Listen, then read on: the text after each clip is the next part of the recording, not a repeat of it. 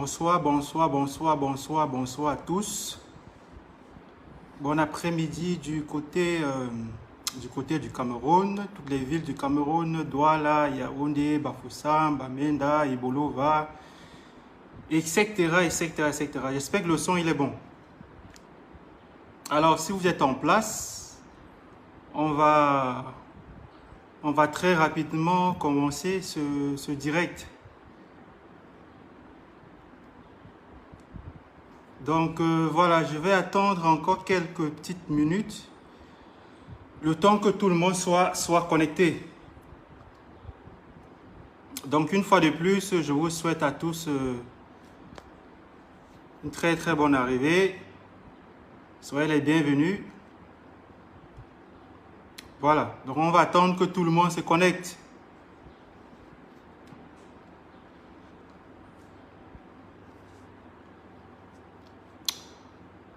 Bonsoir à tous, bonsoir à tous. Alors dans quelques secondes, je vais très rapidement lancer le direct. Pour ceux qui me suivent dans les réseaux sociaux depuis, je crois, 2017. 2017, c'est bien ça. Je n'ai pas souvent l'habitude de m'exercer en fait dans ce registre-là. Donc c'est l'une des rares fois auquel je prends part. Donc voilà, connectez-vous. C'est un direct très très explosif comme je l'ai annoncé. Il s'agit, n'est-ce pas, comme je l'ai tantôt annoncé dans le titre de ma publication précédente.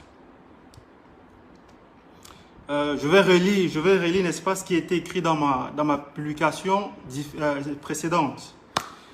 Alors, j'ai dit que ne ratez pas le direct explosif de Nzumanto ce jour sur la page Facebook lorsqu'il sera 16h30, heure du Cameroun. Alors, je m'excuse déjà d'être arrivé avec quelques minutes.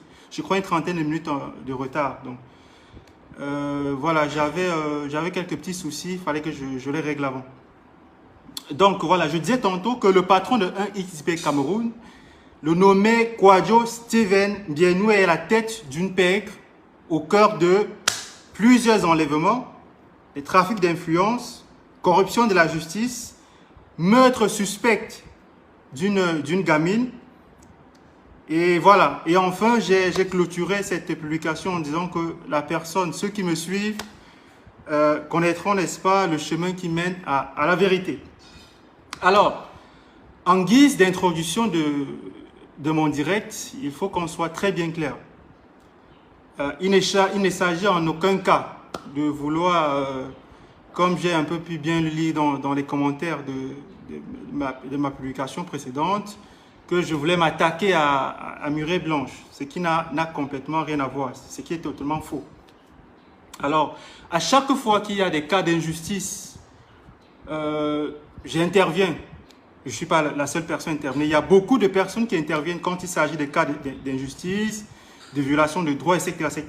Donc, il y a de cela, je crois, 2 mois, j'ai été saisi par une source anonyme concernant M. Kwadwo, qui est comme je l'ai tantôt rappelé, qui est le responsable de l'entreprise 1xBet Cameroun, en fait.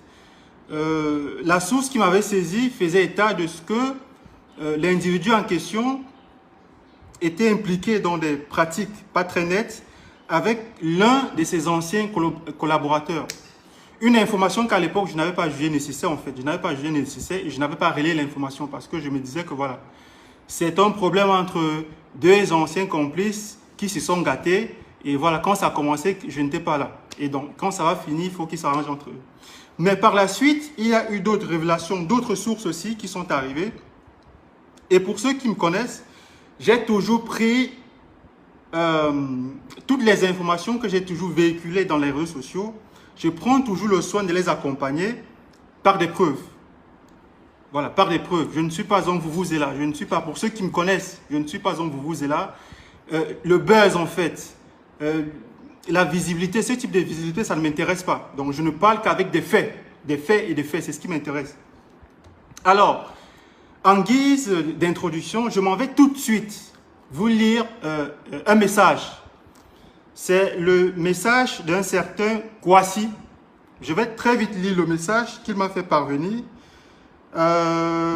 Donnez-moi quelques petites secondes si vous le voulez. On va lire très rapidement avant, n'est-ce pas, d'engager le vif du sujet. Voilà. Quelques petites secondes.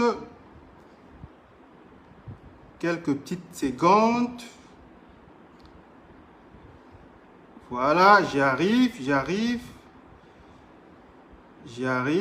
On va lire son message. Je tiens à rappeler qu'il ne s'agit pas d'une opération de killer. Il ne s'agit pas d'une opération soit de vouloir blanchir l'un de ses anciens collaborateurs, soit lui-même, n'est-ce pas, de l'accabler. Donc, comme je le disais tantôt, il s'agit pour moi d'exposer en fait, de dénoncer les pratiques que le représentant de 1xB Cameroun engage à l'abri des regards. Alors, on va très vite lire son message. Il s'appelle Kwasi. Lisons très rapidement. Je suis un jeune ingénieur ivoirien. Je fais mes études à Moscou de 2010 à 2018. J'obtiens 2 diplômes d'ingénieur. Alors, le message, il est là. Voilà. J'obtiens 2 diplômes d'ingénieur. Un premier diplôme d'ingénieur en géologie pétrolière et minière obtenu en 2016. Un deuxième diplôme d'ingénieur en management et gestion d'entreprise obtenu en 2018. C'est donc avec le second diplôme que j'obtiens un boulot au siège central de l'entreprise 1xB à Moscou.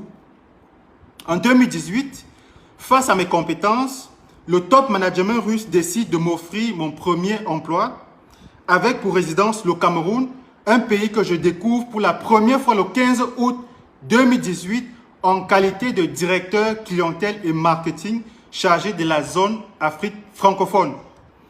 Mes problèmes commencent le 2 juillet 2022 quand un de mes employés dérobe 8 737 000 francs CFA dans le compte de jeu d'un client que je découvre et décide de porter plainte et d'informer Bienou Steven, le shoga de Muret Blanche. Hein?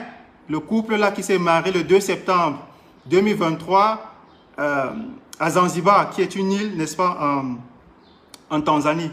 Ah, ils se sont mariés, ils ont obligé que tous les invités qui étaient là n'aient pas de téléphone. Mais ça, c'est un détail, c'est pas c'est pas le sujet qui est à l'ordre du jour. Donc, on continue. Je découvre et je décide de porter plainte et d'informer Bienou Steven, représentant sur papier de l'entreprise et non directeur exécutif. Je lui propose le problème survenu dans mon département, demandant son aide pour qu'il me dirige vers un commissariat comme je suis étranger et je n'ai jamais été confronté à un tel problème depuis que je suis au Cameroun pour mettre la main sur l'emploi et faire appel au client et lui remettre son argent en lui présentant les excuses de l'entreprise. Le 3 juillet 2022, je dépose une plainte au commissariat central numéro 1 de la ville de Yaoundé contre l'employeur voleur. On se comprend.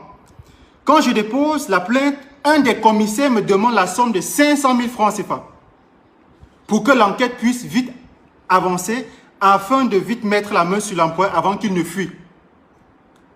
Dans le souci de trouver une solution, je suis obligé de verser la dite somme, c'est-à-dire les 500 000 francs CFA, car j'avais peur que ma hiérarchie à Moscou soit au courant avant que je mette la main sur l'employé, car concernant les Russes, ils m'auraient demandé de renvoyer tous les employés sur le champ et je voulais préserver l'emploi de 119 Camerounais, car j'avais recruté moi-même 120 Camerounais en leur offrant ce travail.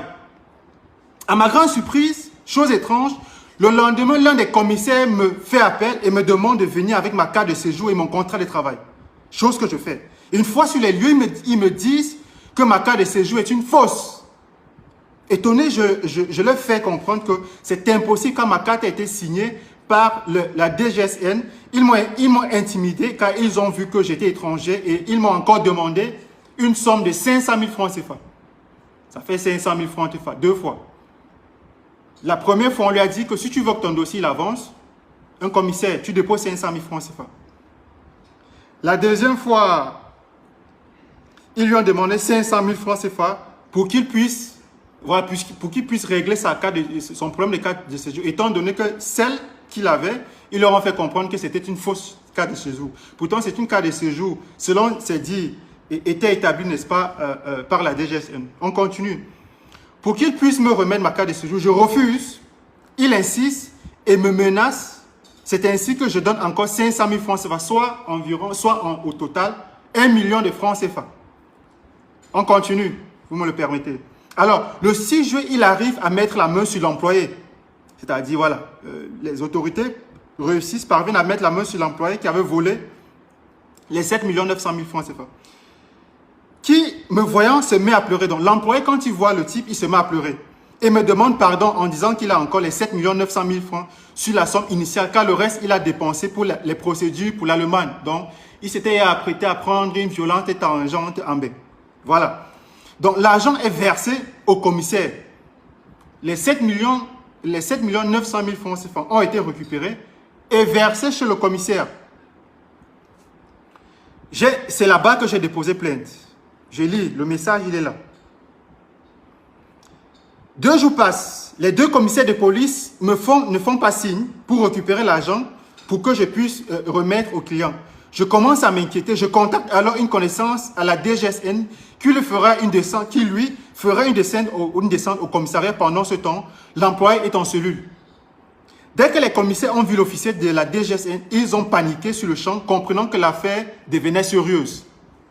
Saisis par la peur, ils sont allés voir un employé en cellule pour lui mentir que j'ai refusé de retirer ma plainte. Donc, il ira à la prison de Koningui. Mais pour éviter cela, il doit mentir en changeant de version et en m'accusant de l'avoir envoyé voler. Donc, pour l'instant, M. Bienou Kwadjo n'intervient pas encore. Et tout ce que j'ai énoncé dans les titres de ma publication précédente, ça arrive. Donc, pour l'instant, il était important que je vous situe dès la genèse du problème pour que vous puissiez, n'est-ce pas, comprendre exactement ce qui se passe. Alors, je me suis arrêté où? Voilà, saisis hors la peur, ils sont allés voir l'employé en cellule pour lui mentir que j'ai refusé de retirer ma plainte, donc il ira à la prison de Koningui. Mais pour éviter cela, il doit mentir en changeant de version et en m'accusant de l'avoir envoyé voler. L'employé refuse catégoriquement cette proposition du commissaire de police. Ce dernier va alors passer à tabac l'employé avec la machette sous la plante des pieds. Sous l'effet de la torture, l'employé n'avait pas le choix que de changer sa version en tuant sa conscience pour sauver sa peau. Alors, le lundi 14 juillet 2022, le commissaire Nkomo, Antoine, m'appelle en me disant que je devrais passer au commissariat avec mon épouse camerounaise pour une confrontation avec l'employé, car il déclare avoir reçu l'ordre de ma part, ainsi que de ma femme, car ma femme et moi travaillons ensemble naïvement. Je dis ok. Je prends mon épouse et on se rend au commissariat. À ma grande surprise, l'employé change de version, m'accusant de lui avoir donné l'ordre de voler. Et je lui aurais donné l'ordre dans mon bureau, très serein. Je lui dis qu'il a oublié qu'il y a des camarades dans mon bureau. Alors, qu'il nous dise quand et comment et à quelle heure j'ai tenu une réunion avec lui dans mon bureau pour que mes techniciens nous fassent sortir la bande vidéo. Pris de panique, il n'arrive plus à parler, mais malgré le commissaire comme Antoine m'arrête avec mon épouse, moi le plaignant, et nous met en garde à vue du 14 juillet au 18 juillet 2022 pour vol en bande organisée, soi-disant et pour tentative de corruption. Car les 1 million qu'ils m'ont estoqué, ils ont fini par dire que j'ai tenté de les corrompre. Et c'est ainsi que le 18 juillet 2022, avec mon épouse et l'employé, on nous défait au parquet de première instance, centre administratif, chez le procureur Ntiam Koto Florent. Une fois devant le procureur, l'employé se met à pleurer à genoux en demandant pardon devant le procureur et en nous avouant qu'il a été torturé à la machette sous les pieds. Donc face à la douleur, il était obligé de nous accuser. C'est ainsi que le procureur du TPI me libère avec ma femme le lundi 18 juillet. Alors pour terminer, parce que je ne vais pas être très très long, on lit une partie de son texte. Mais chose étrange, pendant que je suis en cellule le 15 juillet 2022, Monsieur Mbienou, hein, le mari de Muriel Blanche, voilà, le mari de Muriel Blanche, Mais chose curieuse, chose étrange, pendant que je suis en cellule le 15 juillet 2022, M. Mbienou, qui n'est ni mon ami, ni mon patron de près ou de loin, me fait parvenir une lettre de démission rédigée par son avocat en mon nom pour que je signe. Ces lettres afin qu'il puisse plaider ma libération avec mon épouse auprès du procureur. Lettre dans laquelle il me demande de ne pas poursuivre l'entreprise après et de ne jamais réclamer mes indemnités de licenciement abusif car tous les accès de travail avaient été fermés par Moscou suite à un rapport mensonger de Mbienou Steven auprès de ma patronne à Moscou. Le nom de la patronne c'est Yana Chimietova. Donc, j'ai refusé de signer la lettre de démission qui me fut parvenue le 15 juillet et c'est ainsi que je sors libéré le 18 juillet avec mon épouse enceinte qui a perdu l'enfant en cellule lors d'une fausse couche. Quand nous sommes libérés, j'appelle ma patronne en haussant le ton sous le fait de la colère qu'elle me fait comprendre que le rapport mensonger vient de Mbienou qui a par la suite plaidé pour qu'on mette son frère camerounais à ma place. Chose qu'elle refusa. C'est ainsi que je me rends compte que je venais de subir un complot par Mbienou et tenez-vous bien, qui par derrière pour retirer les 7 900 000 par le biais de son avocat au commissariat, lui qui n'était ni de près ni de loin, c'est lui qui déposa la plainte. Et jusqu'aujourd'hui, nous ne savons pas où sont passés les 7 900 000 francs CFA. Mon avocat d'alors dépose une plainte contre les deux commissaires véreux à la DGSN à mon nom. Et aujourd'hui, ces deux commissaires sont en procédure disciplinaire. Alors, je vais lire l'endroit où il dit qu'il a été jeté en prison. Parce que c'est très long le texte. Voilà, c'est presque... Voilà. Lorsque je sors de mon calvaire et je découvre le complot, je me mets à insulter Mbienou, les traitants, voilà, des mots, voilà. Étant dans son pays et voulant montrer ses muscles, il part donc me porter plainte à la Légion des gendarmeries en face du siège le 10 août 2022, soit un mois après ma première sortie de cellule. Les gendarmes et le garde du corps de Mbienou viennent m'arrêter à Bastos, à la maison, en me brutalisant. Cette vidéo, la vidéo de son arrestation, je l'ai et je vais la publier sur la page après ma sortie, après ce direct-là. Les gendarmes et le garde du corps de Mbienou viennent m'arrêter à Bastos, à la maison, et me brutalisant une plainte pour diffamation, cybercriminalité, intrusion dans un réseau informatique, donc un montage de choses dont je ne me reconnais pas. Je suis encore en cellule du 10 août 2022 au 18 août 2022. Et pendant ce temps, Mbienou fait monter de faux procès-verbaux d'enquête contre moi et pas corrompre les magistrats et présidents des tribunaux pour qu'on m'enferme pour 5 ans. Ce qui est écrit, j'ai toutes les preuves. J'ai les vidéos des montagnes d'argent, des liasses et des liasses d'argent que M. Mbienou, le mari de Muriel Blanche, remettait à son aile de camp, c'est comme ça que je vais l'appeler, à son bras droit, pour qu'il aille corrompre et des juges, et des magistrats, et des commissaires, et des commandants, et des gendarmes, etc. Ces vidéos, je les ai autant pour moi, et elles seront publiées. Alors, je continue.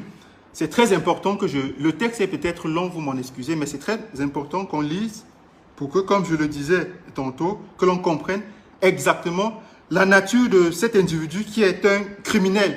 Et je reste convaincu, je suis très sûr, que le temps viendra, un jour viendra où M. Mbienou se retrouvera en prison. Ça, j'en ai la certitude. C'est ainsi que malheureusement, voilà, et voilà, après avoir monté des faux PV d'enquête contre moi et pas corrompre les magistrats et présidents des tribunaux pour qu'on m'enferme pour 5 ans en prison, c'est ainsi que malheureusement ou heureusement, je fus transféré à la prison centrale d'Nkoningui. Heureusement parce que mon passage en prison m'a permis de me rapprocher du Seigneur Jésus-Christ. Et cela m'a permis de voir réellement mes ennemis en entreprise et aussi de faire de très belles rencontres avec le professeur Alain Foguet et M. Olivier Bibounissa. Bon, je vais m'arrêter là, c'est un peu très long son texte. Donc, vous avez compris exactement ce qui se passe. Donc, l'un de ses collaborateurs déclare que la somme de 7 900 000 francs CFA ont été dérobés par un employé. Donc, tout naturellement, il va porter plainte. Il se rend dans un commissariat où il porte plainte. Et il arrive là-bas, on lui dit que,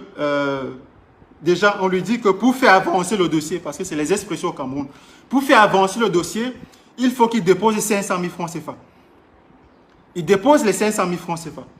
Plus tard, on lui dit que sa carte de séjour est fausse. Et que, voilà, pour qu'on le laisse tranquille, il faut qu'il dépose encore 500 000 francs CFA. J'espère que vous avez compris. Et ce que ce monsieur qui m'a écrit, monsieur Kouassi, puisqu'il est d'origine ivoirienne, ce qu'il ne sait pas, c'est que il s'agit en fait d'une véritable machination, d'une véritable cabale qui a été orchestrée et mise en place par M. Kouadio, puisque à l'époque où il a été arrêté, où il a été interpellé à son domicile avec son garde du corps, comme il a dit, parce qu'il avait un garde du corps, et il en a. Ce garde du corps s'est gâté avec Mbienou. Pourquoi est-ce que les deux se sont gâtés? Ce garde du corps, comment est-ce qu'il s'appelle? Je vais donner son nom, si vous me le permettez, très très rapidement. Ce garde du corps s'appelle Jonan Kepse, chef de la sécurité des établissements Biko. C'est ça, non? Voilà, Biko. Voilà. Il faut savoir que le groupe Biko, c'est eux qui ont un XB Cameroun, qui ont d'autres entreprises que je ne vais pas citer ici. Donc, M. Jonan Kepse était l'aide du camp, l'ami fidèle, le très proche fidèle de Kouadio. C'est lui qui était chargé de transporter des valises d'argent, des mallettes, des cantines de billets pour corrompre les juges, pour corrompre les gendarmes, pour corrompre les commissaires, pour corrompre les commandants. Et il y a une mission que M. Kouadio donne à signe à Jonan Kepse, qui est son aide du camp. Il lui dit que même étant en prison, même le fait que M. Kouassi soit en prison, il n'est pas tranquille. Et que son aide du camp doit s'arranger à faire assassiner M. Kouassi à prison. C'est une information que M. Kouassi n'a pas du tout, que j'ai. Et ce que je dis, j'ai les preuves, toutes les voices, tous les audios sont en ma possession, et je vais prendre tout mon... C'est-à-dire, aujourd'hui, je ne publie pas les choses du Cameroun. C'est-à-dire que, voilà, les routes, les paiements infos, les échouations de chemin, je n'en parlerai pas. Je vais prendre tout mon temps aujourd'hui pour publier systématiquement, méthodiquement, l'ensemble de ces preuves dont je suis en train d'évoquer. Je répète, le mari de Madame Blanche, une petite parenthèse, ma petite sœur Blanche, Mireille Blanche, tu sais, je t'avais dit une fois que la vie n'est pas un scénario des Bénézek et Pompiers. Et j'étais très sérieux quand je le disais. Je sais que depuis des années, depuis environ 5 ans, je ne sais pas, 4 ou 5 ans que tu es avec ce type de Kouadio, c'est lui qui finance ta carrière. C'est lui qui t'achète les sacs Gucci, Louis Vuitton, les chaussures, les voyages en première classe. C'est lui qui finance tes activités, que ce soit tes activités cinématographiques, que ce soit tes activités de business, etc. C'est lui. Et je ne sais pas si tu es au courant de la vie qu'il mène. Je ne sais pas si tu es au courant que ce monsieur, il est impliqué dans des disparitions suspectes. Disparitions suspectes parce que je n'ai pas de preuves palpables. Mais toutes les informations, tous les indices le désignent. Je ne sais pas si tu es au courant.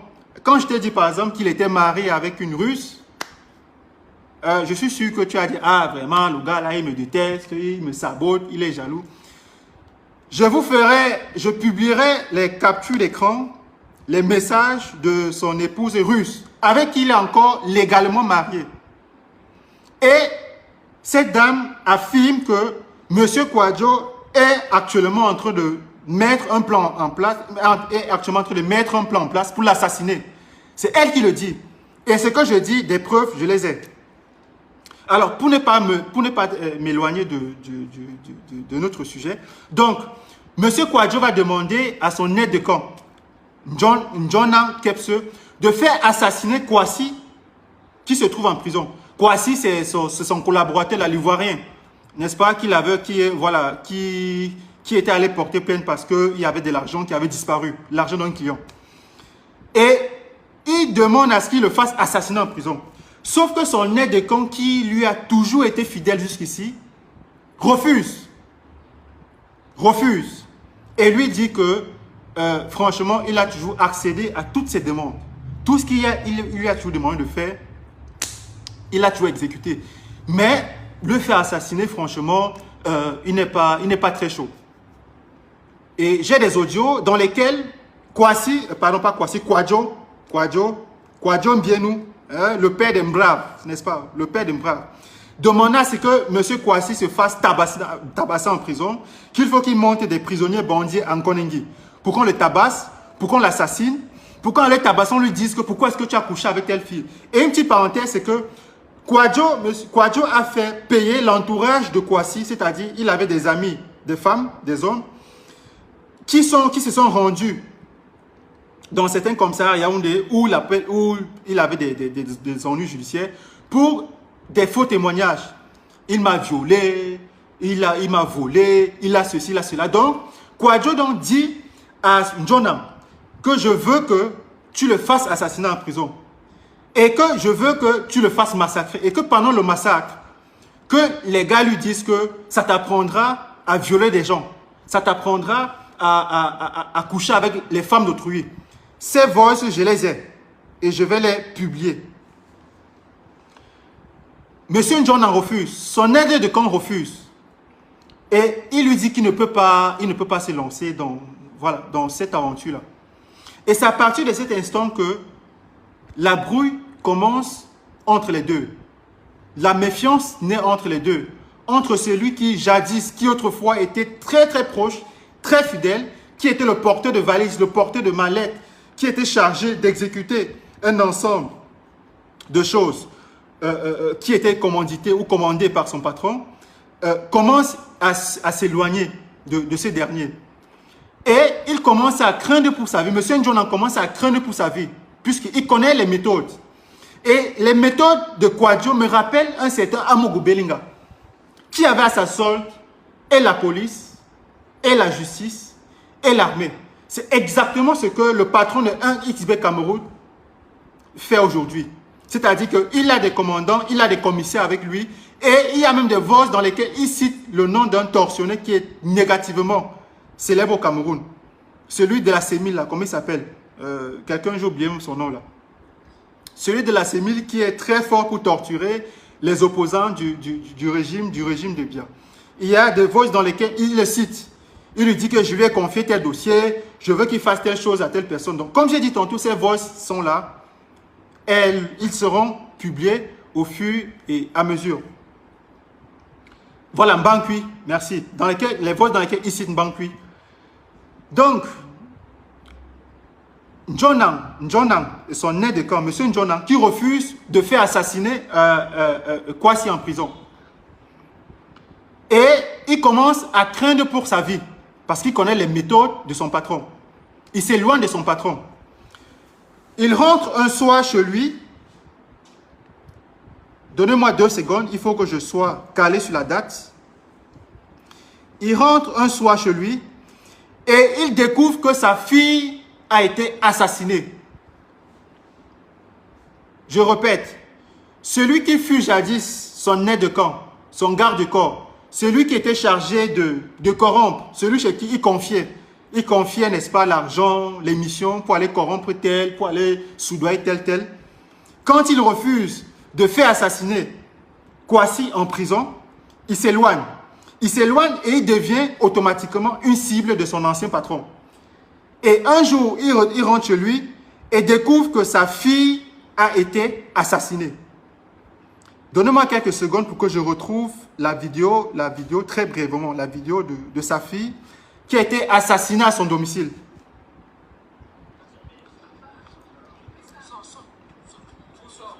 Il est rentré à son domicile et il a découvert que sa fille a été assassinée.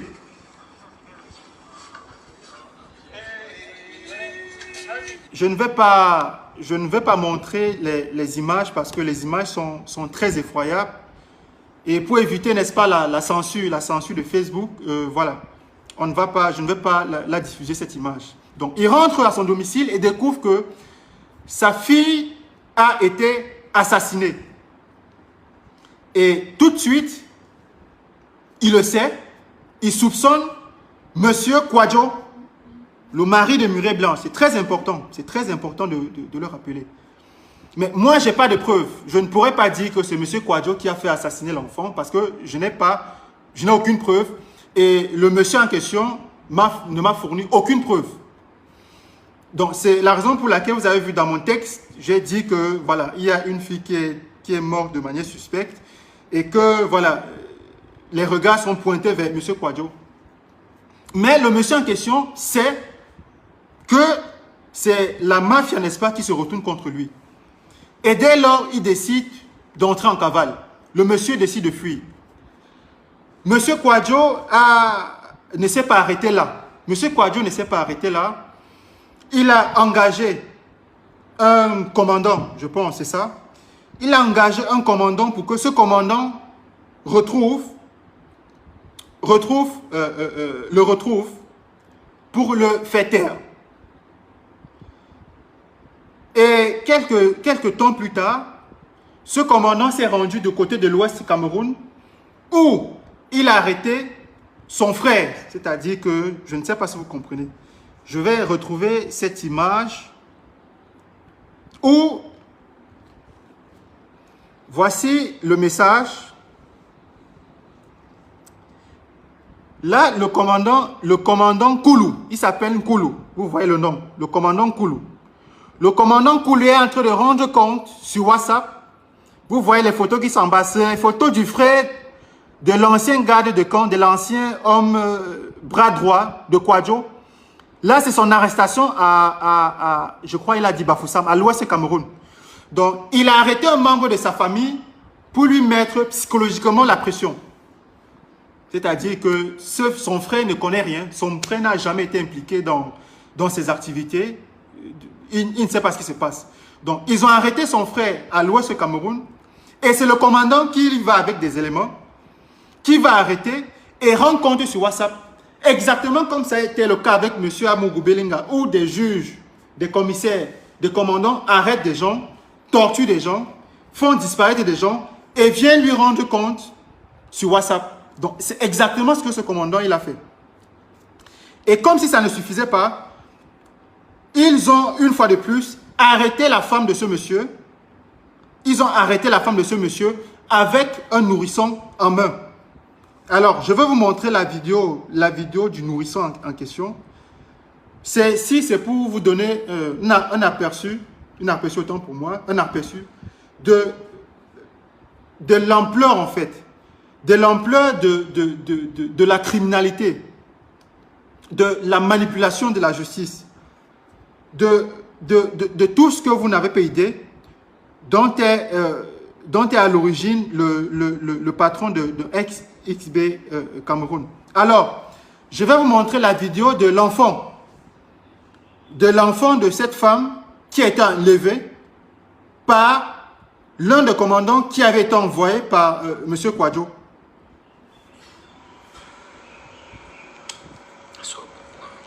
C'est-à-dire un nourrisson. Ils ont fait enlever, M. Kouadio, le patron de 1XB Cameroun, a fait enlever un nourrisson. A fait enlever une femme. Vous voyez. D'accord, c'est bon. Elle a chez... Ok, d'accord.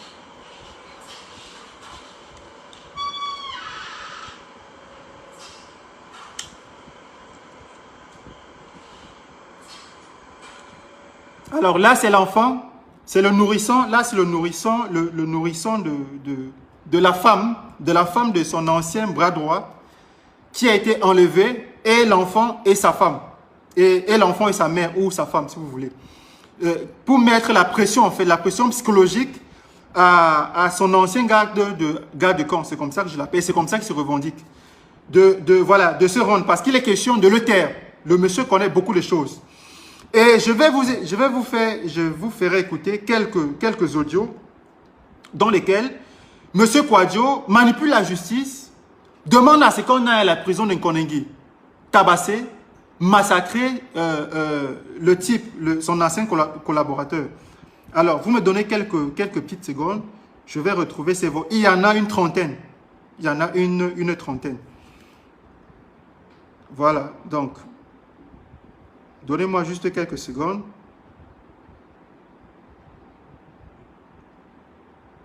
Donnez-moi quelques secondes.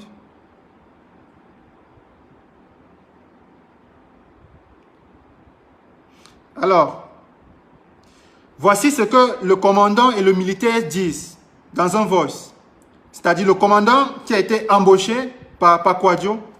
Écoutez, ce commandant était à la traque en fait. Il était en train de traquer son ancien garde de camp. Écoutez.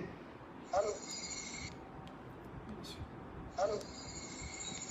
Gars, comment? Ouais, ça va, salut gars. Bon, je voulais te dire derrière ça. Là, gars, comment celui qui parle là, c'est le commandant et le militaire en fait. Écoutez. Reste à l'écoute, je suis dehors. Hein? Oui, je suis à l'écoute, moi. Oui, reste à l'écoute. Je vais te faire signe là, je suis dehors. J'étais chez lui là, on a trop campé, il n'est pas là donc. On est en train d'aller au deuxième point. On va le voir. Ils étaient chez lui, ils n'étaient pas là. Ils ont campé autour de son domicile pour l'enlever, soit pour l'enlever, soit pour le faire disparaître, soit pour l'assassiner. C'est-à-dire les mêmes méthodes qui se sont déroulées avec l'affaire Martinez-Ogo. Ils étaient autour de son domicile. Là, c'est un commandant qui s'exprime. Et il est en train de rendre compte à Kwadjo, le patron de 1 ISB Cameroun. On était autour de son domicile, on a campé et on ne l'a pas trouvé.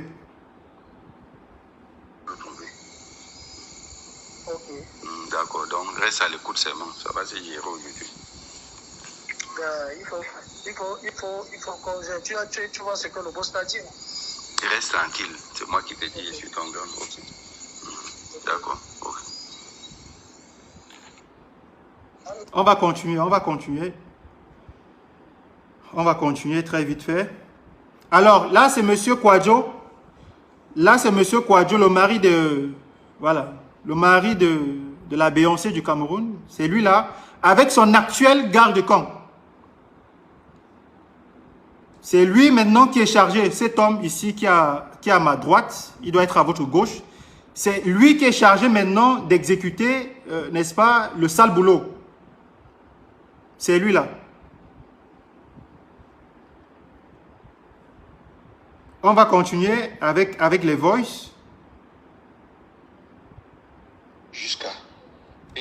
Alors là, ce sont les voices. Ça, là, c'est le patron de ce monsieur Kwadjo qui s'exprime. Le fait que vous devez camper là-bas jusqu'à l'heure que le car va venir les chercher. Il faut camper. Il faut camper là-bas. Là, c'est monsieur Kwadjo qui répond. Il faut camper là-bas jusqu'à l'heure que... Camper là-bas autour de son domicile. Camper là-bas. Camper là-bas. Toutes les positions des gars qui viennent intervenir là, regardez et vous m'envoyez les photos des gars là. Tous les gars qui viennent pour dire qu'ils viennent intervenir là.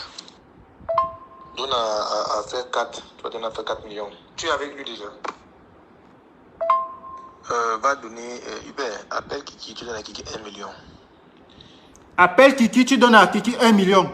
Bon, le Kiki, je ne sais pas. Est-ce que c'est un gendarme? Est-ce que c'est l'un de ses hommes de main? Je ne sais pas qui est Kiki. Appelle Kiki, tu lui donnes 1 million. Tu donnes à Kiki 1 million. Tu lui dis que les 500 là, il envoie au monsieur qui voulait envoyer là. Les 500 là, il donne au grand. On va le condamner. Oui, je viens d'appeler Père Tanko là. Il m'a dit non, je viens d'appeler mon papa là. Moi, je vous ça, le CV lui-même, il est discret, non? C'est parce que c'est moi-même, je ne sais pas que c'est moi, il ne pouvait pas accepter qu'on travaille à Ouadia comme on travaille là. Voilà. Il a dit que c'est faux. Il ne doit pas passer devant le greffier en chef. C'est le procureur qui doit le placer directement. Le procureur qui doit le placer directement. On ne doit pas l'envoyer une information. Alors, ça, c'est quand M. Kwadjo intervenait dans la procédure judiciaire qui avait été engagée contre son ancien collaborateur. Donc, il chargeait ses hommes de main de distribuer l'argent à tel procureur, à tel magistrat, à telle personne, à telle personne. Il dit que c'est faux. Il va passer faire quoi devant le greffier en chef? Que c'est le procureur qui doit le mettre, le procureur va lui mettre ce mandat de dépôt. Il va d'abord aller en Konégui. Attendre que moi je rentre du voyage. Quand je vais rentrer, maintenant qu'on voit encore le juge, une fois on le condamne, au moins 5 ans. C'est lui qui parle. Il était très sûr de lui en fait. Il avait remis la somme de 5 millions de francs CFA à un juge, je crois une juge, si je ne raconte pas de bêtises, pour condamner son ancien collaborateur à 5 ans de prison. D'après ce que son collaborateur m'a dit, qui est aujourd'hui en liberté, m'a dit qu'il rend grâce parce que le Cameroun n'est pas totalement pourri. Cette femme qui était juge avait refusé de l'envoyer en prison pour 5 ans parce qu'il n'y avait aucune preuve. Il n'avait aucune preuve, n'est-ce pas, qui devait l'envoyer en prison. Moins 5 ans dedans là-bas, propre. Il entre encore là-bas. Je m'avais encore voir encore le Le régisseur, on le mate là-bas bien. Même étant en prison, je vais aller voir le régisseur pour qu'on le mate. C'est Kwadjo. Et j'ai vu quelqu'un a tagué les... Comment il s'appelle là les Pepas Oisans. Je vais vous dire quelque chose que... Je sais qu'après mon direct, les petits blogueurs du Cameroun là, hein, les petits affamés du Cameroun là, il va aller vous voir là, il va vous donner chacun 150 000 francs, 200 000 francs CFA. Et les messages de soutien, les publications de soutien à tel, ça va pleuvoir. Comme ça a été le cas, je crois, la semaine passée ou la semaine surpassée. Voilà. Et vous êtes nombreux, mais vous êtes tellement petits en fait. Moi, je vous conseille de rester dans vos affaires de piment, dans vos affaires de tel artiste, machin, son caleçon se retrouver sur telle toiture. Voilà. Quand il s'agit des choses sérieuses, je vous conseille de rester très très loin. On doit le placer directement. C'est quand je vais rentrer du voyage qu'on va l'envoyer en information, on va le condamner. Bien. Ça veut dire que les gars là ont passé des coups de fil. Ça veut dire que les découvertes sont là. Ils sont en train de préparer quelque chose. Il faut qu'on se prépare. Parce que comme il veut monter la mafia, nous on va faire la mafia. C'est de ça qu'il s'agit. Comme il veut jouer sur la mafia, on va aussi faire la mafia. C'est M. Kwadjo, c'est lui. Tu vois non? Tu as ça prêt à main. Oui, tu vois non, comme tes gars qui sont en prison là, comme sont eux qui gèrent le transfert des prisonniers. Apparemment ce matin là, il y a une vague qui va monter au tribunal, au parquet là-bas. Il y a une vague qui va monter au parquet. Bon, je ne sais pas si je me trompe, mais en principe, je pense qu'il devait passer aujourd'hui au parquet. Et comme je ne suis pas là, les gars là-bas vont faire renvoyer ça même dans un mois. Le jugement. Mais prends d'abord l'information, tu me dis. Alors, je vais mettre une petite pause à ces différentes écoutes. Lorsque la fille de son ancien garde de camp décède, ce que le patron, un ISB du Cameroun, qu'est-ce qu'il fait? Il va voir sa femme russe. À l'époque, il était à Yaoundé. Sa femme russe. Et il dit à sa femme russe, il y a trop d'instabilité au Cameroun, il y a beaucoup d'insécurité au Cameroun, et moi, je ne voudrais pas que tu restes ici.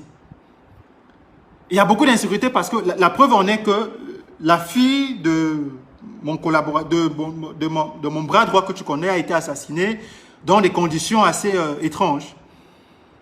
Et je ne voudrais pas que tu restes au Cameroun parce qu'il y a beaucoup d'insécurité au Cameroun. Donc, je vais te conseiller d'aller en Russie, de rentrer en Russie et d'attendre le temps que la situation, n'est-ce pas, d'insécurité au Cameroun se calme et je te ferai revenir par la suite. Sauf que M. Kwadjo, son plan, c'était quoi?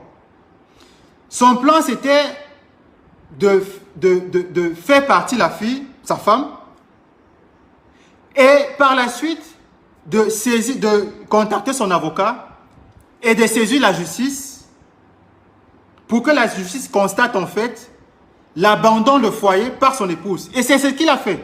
Et ces documents, je les ai avec moi. Et ces documents, je les ai avec moi que je vais publier après mon direct. Donc, est-ce que c'est lui qui a fait assassiner cet enfant? Je n'en sais rien. Mais la mort de cet enfant a été, n'est-ce pas pour lui, une occasion d'exécuter un schéma bien précis. Parce qu'il avait déjà le schéma d'épouser Muriel Blanche. Sa femme étant au Cameroun, ça devait être compliqué. Et il fallait éloigner le plus vite, le plus loin possible sa femme russe. Avec le prétexte de l'insécurité qu'il y a au Cameroun, des assassinats, machin. Donc il a fait partir la fille en Suisse. Et par la suite, donc, il a pris son avocat, ils sont allés à la justice, dire que voilà, ma femme a abandonné le foyer. Constatez vous-même, elle a fui le mariage. Donc, moi, je veux divorcer. Et c'est ce qu'il a fait. Et sa femme, donc, apprend depuis la Russie que le monsieur veut, son mari veut divorcer au Cameroun et que son mari l'accuse d'avoir abandonné son foyer. Son mari l'accuse d'infidélité. Et quand sa femme essaie de comprendre ce qui se passe, des menaces de mort. Je vais lire les messages de sa femme là. Voilà, je vais les lire, ces messages que j'ai. Il a fait parvenir des menaces de mort à sa femme légale en fait. Parce qu'il faut savoir que jusqu'ici, ils ne sont pas divorcés. Ils ne sont pas divorcés. Je vais lire le message de sa femme. C'est les messages là. Steven m'a menacé, j'ai dû quitter Dubaï. Je suis en sécurité ici, donc je ne sais pas où est-ce qu'elle est en sécurité. Steven a menacé de me tuer. Le message, il est là, pour ceux qui peuvent lire. Voilà, il n'y a pas de numéro de téléphone. Steven a menacé de me tuer. Il a eu le message. Le message, il est là. C'est sa femme russe qui le dit. Steven a menacé de me tuer.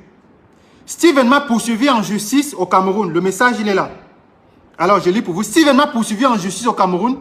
Il écrit que je me suis enfui de lui il y a 1 an et qu'il ne sait pas où je suis et qu'il n'a aucun lien avec moi. Pourtant, nous communiquons constamment. Avec lui, nous nous rencontrions à Dubaï. Il était à Dubaï avec moi mi-juillet 2023. Le message, il est là. Pendant ce temps au Cameroun, avec son avocat, il dit que la femme a fui le foyer. Il ne sait pas où la femme se trouve parce qu'il a des projets de se marier avec Muriel Blanche. Et il fallait fuir, il fallait aller se cacher en Tanzanie pour épouser Muriel Blanche. On continue. Il m'a trompé pendant très longtemps et maintenant il me poursuit en justice et menace de me tuer. C'est le message de son épouse, la Russe. Le message, il est là. Le message, il est là. Steven est allé devant un tribunal, a payé beaucoup d'argent et il a divorcé illégalement en 1 jour. C'est le message de la femme en question, c'est là. De sa femme russe. Alors, ce week-end, sa femme encore une fois le dit, ce week-end, il tente de se marier une seconde fois à Zanzibar avec Muriel Blanche. Vous voyez donc que sa femme vient sur Facebook, elle dit que voilà, ce qui se dit c'est faux. Mais en inbox, c'est pas le même discours. En juillet 2019, Steven a été emprisonné au Gabon. Le message, ça c'est sa femme. Vous connaissez la chanson. Quand la femme se fâche, le secret est dehors. C'est là.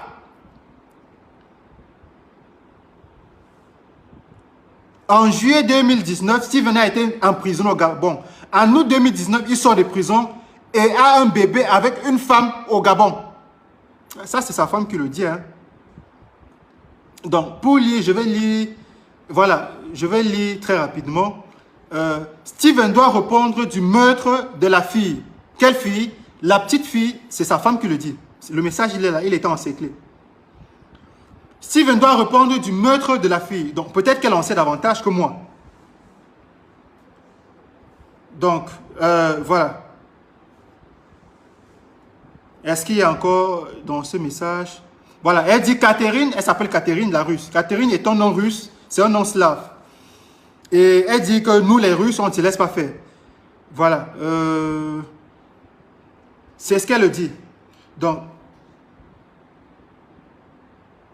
voilà. Donc, c'est pour vous dire que je peux, voilà, les voices, comme tantôt je voulais, les voices sont pleins. Voilà. Les voices sont nombreux. Donc, comme je dis là, j'étais avec Sébi. Oui, on a parlé, on a tout calé, on a parlé, on a tout calé. Ici, c'est quand il demande un arrangement à l'amiable. C'est-à-dire qu'il a tout fait pour faire supprimer, pour faire taire son ancien bras droit. Ça n'a pas marché.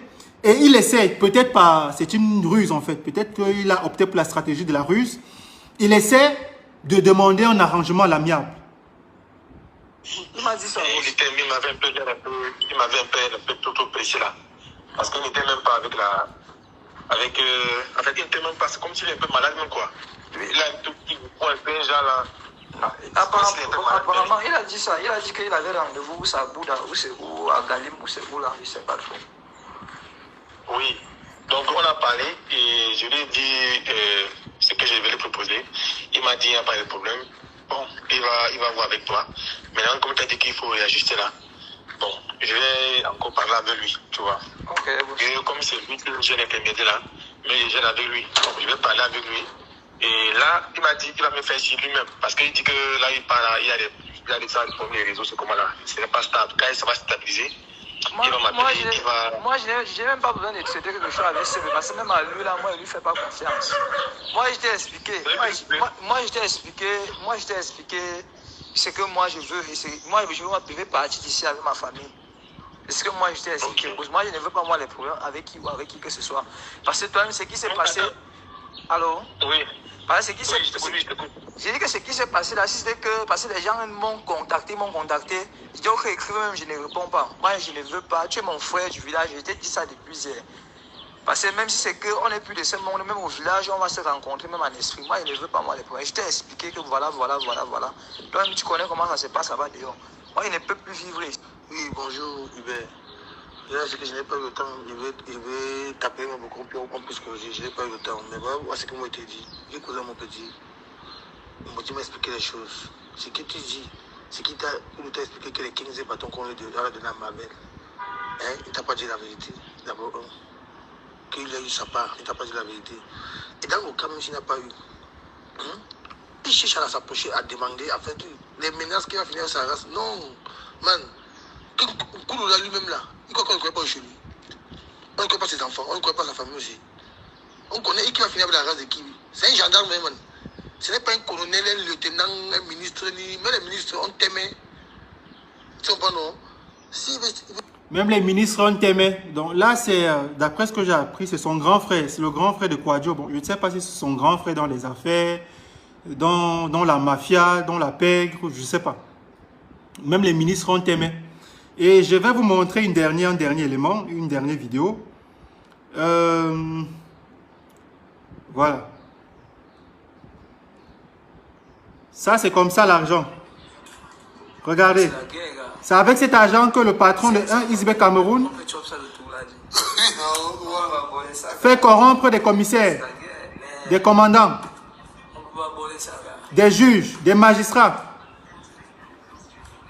Je ne vais pas montrer le visage de celui qui manipule l'argent. Vous avez vu? C'est la guerre, gars. 500 bâtons, on peut chop ça de tout là. 500 millions de francs CFA. Les njamboteurs là, vous voyez là où vous voyez où votre argent part? Voilà votre argent. Les njamboteurs de 1 Isbe Cameroun. Votre argent c'est à payer des magistrats, à payer des commissaires, à payer des commandants, à payer des équipes chargées d'enlever, chargées de traquer, chargées d'assassiner, chargées de faire disparaître des Camerounais. C'est là. Vous voyez?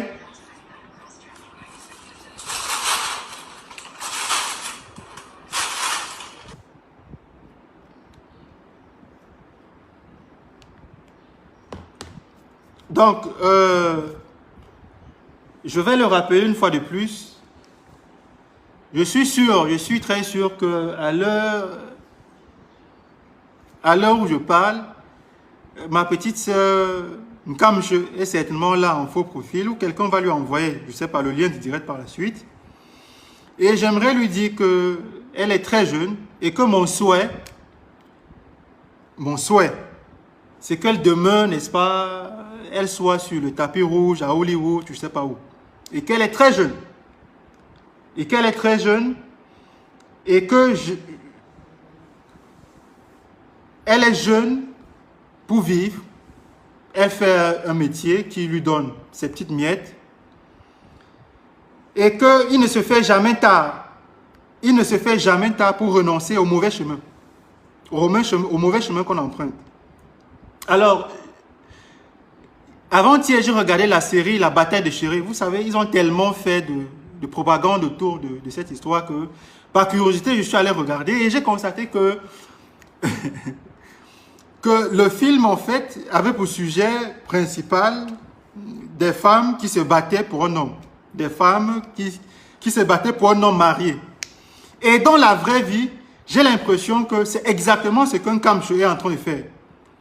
C'est-à-dire qu'elle arrache le mari d'une femme qui est légalement mariée et que parce que c'est ce monsieur qui finance sa carrière depuis des années, qui paye son logement, qui l'a fait voyager en classe affaires, qui lui fait faire des achats, du shopping sur les Champs-Élysées, un peu partout dans le monde, et que peut-être elle s'est cru qu'il fallait le récompenser en l'épousant. Qu'elle sache dès l'instant que ce monsieur, c'est un criminel. C'est un criminel qui est mère d'enfant. Comme tu as une fille, un enfant, je ne sais pas quel âge elle est, je ne sais pas si elle a 8 ans, 12 ans, je n'en sais rien. Mais sache que dans cette histoire, il y a un enfant qui a été assassiné. Un enfant qui a l'âge de ta fille qui a été assassiné.